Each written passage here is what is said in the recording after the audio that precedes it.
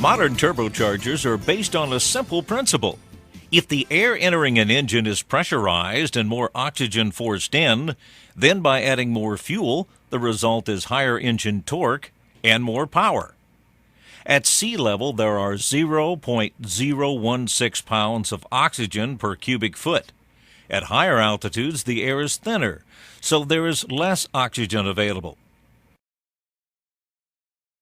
For example, at 5,000 feet, there are 0.013 pounds per cubic feet, and at 15,000 feet, there are only 0.01 pounds per oxygen per cubic foot.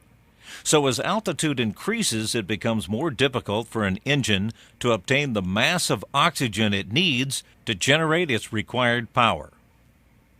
In a naturally aspirated engine, the only force pushing air into the engine is the ever-decreasing atmospheric pressure.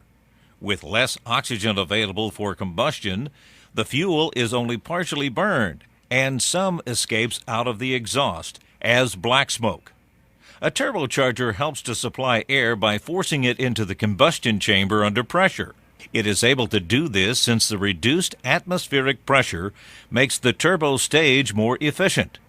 Thus, the engine can maintain virtually the same air-fuel ratio as at sea level, with almost no change in either power output or exhaust emission levels. Turbocharger technology evolved from mechanically driven superchargers, which create boost pressure using a mechanical pump driven directly from the engine. However, the inefficient supercharger is an engine parasite. It uses a large portion of the potential power increases to drive itself. For example, a supercharger that could theoretically raise a 220 horsepower engine to 370 horsepower could only manage 320 horsepower. The supercharger itself absorbs 50 horsepower.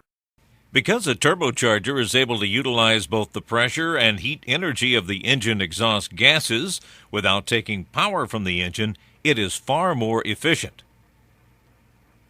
It's this benefit that inspired Holset to begin developing turbocharger technology in 1954, and this is also the reason why most diesel-powered trucks have turbochargers today. Inside a turbocharger, exhaust gas is channeled through the turbine housing, where it increases speed. The gas then flows through the turbine wheel, where it slows down again, releasing energy. The turbine wheel drives the common shift that connects it to the air compressor wheel. The compressor wheel draws filtered air into the compressor housing, raising both its pressure and density, and forces it into the engine.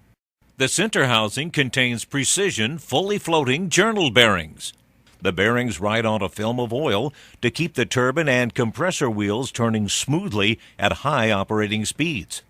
Also, at both ends of the center housing are oil seal rings, often called split ring seals or piston ring seals. These rings, in conjunction with careful control of the gas pressure differences on either side, help to ensure that the oil does not leak into either the compressor or turbine casings. The center housing also contains a thrust bearing, oil slinger, oil baffle, and general bearing retaining rings. The rate of airflow into the engine is controlled by the design of both the wheel and the housings, and by the speed of the turbo, which automatically responds to changes in the engine fueling.